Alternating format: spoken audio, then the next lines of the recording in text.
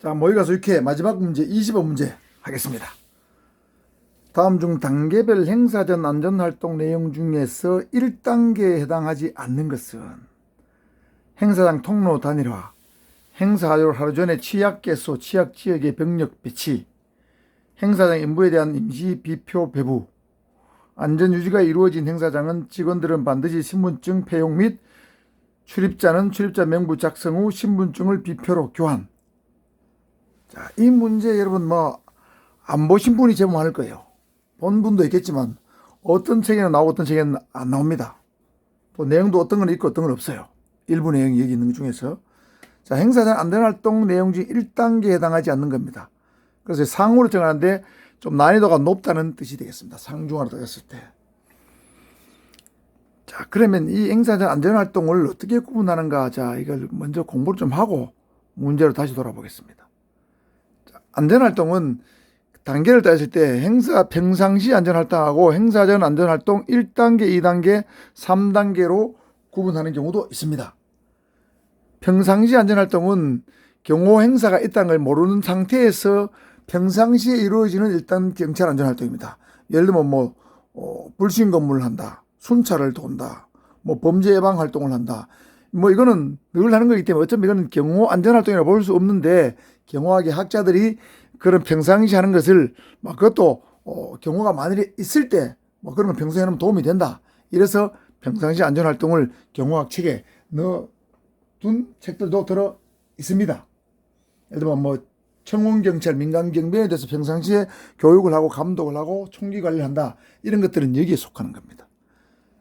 그 다음 중요한 요거예요. 1단계, 2단계, 3단계인데 1단계 활동은 경호 행사가 있다는 것을 인지한 다음부터를 1단계로 봅니다. 인지한 그 시점부터.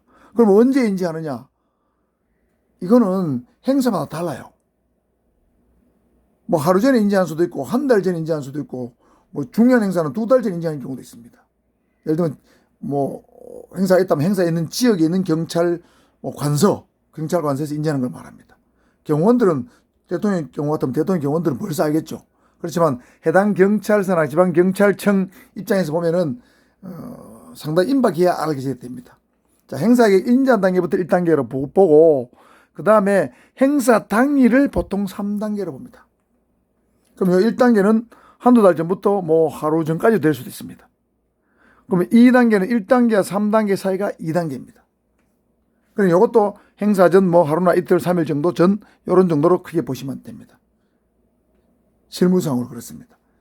자, 그러면 1단계에서는 주로 어떤 활동을 하는가 하는 데서 1, 2, 3단계를 한번 제가 예를 들어서 한번 설명해 보겠습니다.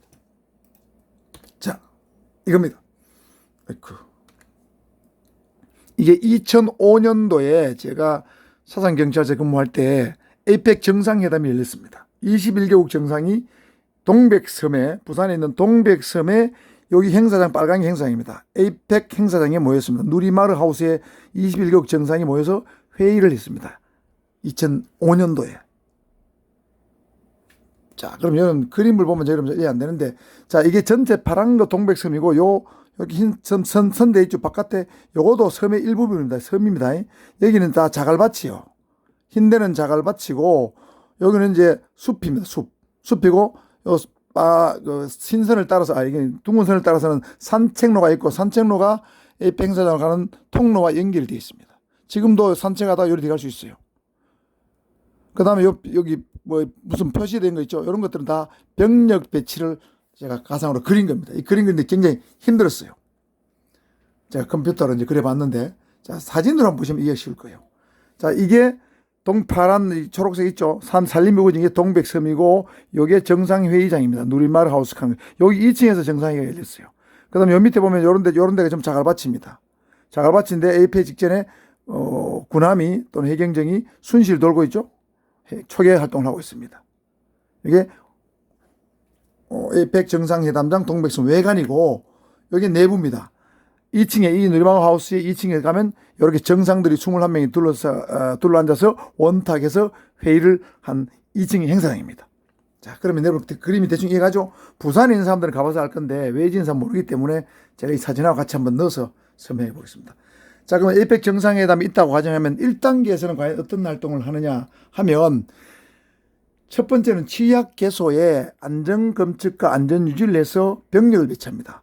취약 개소는 제일 취약 개소는 행사장 아니겠죠? 행사장 내외 안전검측과 검측 끝나면 안전유지를 딱 합니다. 병력을 여기 배치하는 거죠. 이 건물 외곽에 배치합니다. 특히 행사장으로 들어간 요 입구, 화살표 요 끝부분 여기는 더 많이 배치하겠죠. 배치하고 중요 취약 개소는 병력을 배치합니다. 그 다음에 이런 데도 다 병력 배치하죠. 여기 산이기 때문에 여기서 다 보입니다. 일종의 감제고지 비슷한 겁니다. 그 다음에 이 바깥에 자갈밭인 이런 데서도 병력을 다 배치하죠. 행사장이 인접해 있는 곳이니까. 요게 1선이고, 요렇게 요 정도를 2선으로 보시면 됩니다. 2선으로. 여기는 바다입니다. 바다. 그럼 1단계에서는 취약지역에 병력을 배치한다. 안전검측과 안전유지를 한 상태에서 병력을 배치하는 것이 1단계 활동입니다. 그 다음에 이 행사장에 아까 봤죠? 이 행사장에 보면 인부들이 들어가서 공사를 해야 됩니다. 행사장을 만들기 위해서. 그러면 공사하기 때문에 행사 분명히 전에 이루어지죠. 그럼 행사에 인부들이 들어가야 되기 때문에 인부들에 대해서 임시 비표를 배부하는 것도 1단계에서 이루어집니다.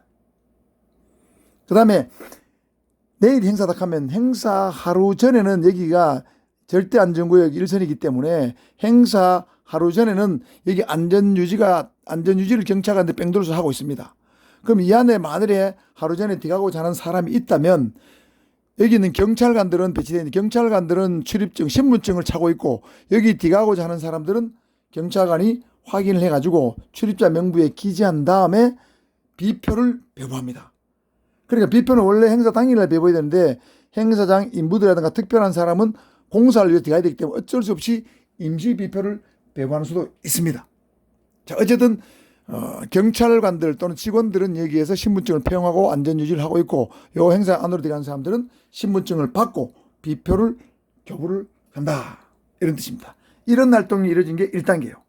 자, 2단계가 되면 일단 여기 폴리스 라인을 설치해서 출입 통로를 요걸 하나로 통일합니다. 이렇게 다 바다에 접근할 수 있어요. 근데 이제 2단계 되면 요로 외에는 들어갈 수 있는 통로를 다 막아버립니다. 완전히 차단하는 거죠. 폴리스 라인을 설치해서 통로를 단일한다.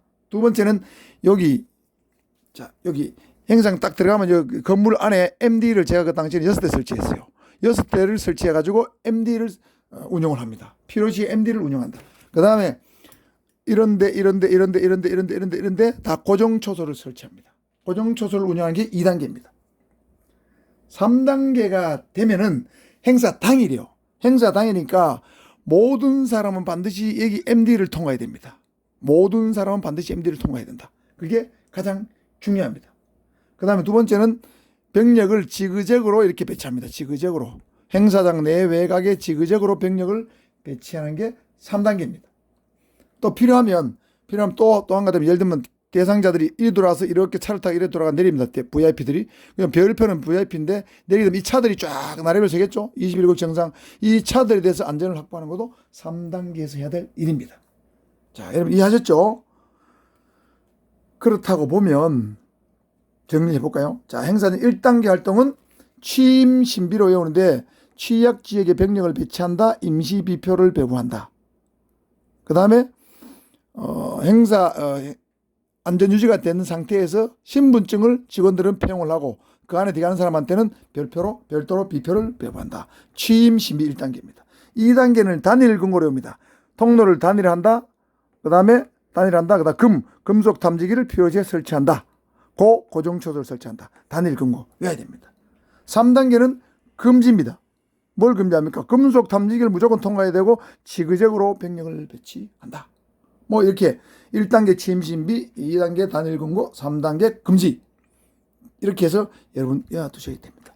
자, 그럼 문제로 돌아와서 행사장 통로를 단일화하는 것은 2단계라고 그랬죠? 폴리스라인 설치하는 2단계라고 그랬습니다. 행사 하루 전에 취약교소에 병력을 배치한다. 이거 1단계입니다. 예를 들면 행사장 내부, 외부에 병력을 딱 배치합니다. 하루 전에.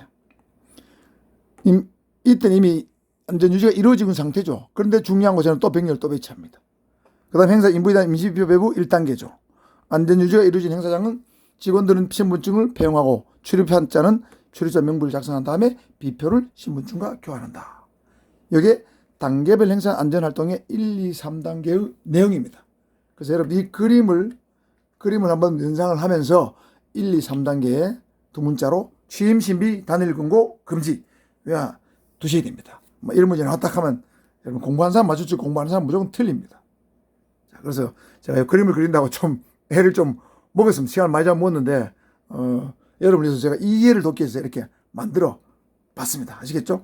그리고 참고로 조선호텔이 있는데 조선호텔은 당시에 부시 대통령이 와서 미국의 SS가 이 호텔 전체를 통째로 세내가지고 대통령 경호실 근무 경호만 들어가고 경찰관들이 못 들어갑니다. 여기가 사실은 새로운 일선이야. 여기도 일선이지만 일선이라고 볼 만큼 상하게 경호를 했어요. 미국은 그 정도로 합니다. 통째로 세를 냅니다. 저도 그 안에 못 들어가봤습니다. 저는 요 2선 여기하고 MD 근무까지 제가 책임지고 해봤는데 여기는 못 들어가봤습니다. 자, 이렇게 해서 모의고사 20번 문제 여러분 한번 해봤습니다. 여러분 충분히 이해하셨죠? 자, 이번 시간 영상 여기서 마치겠습니다. 이상입니다.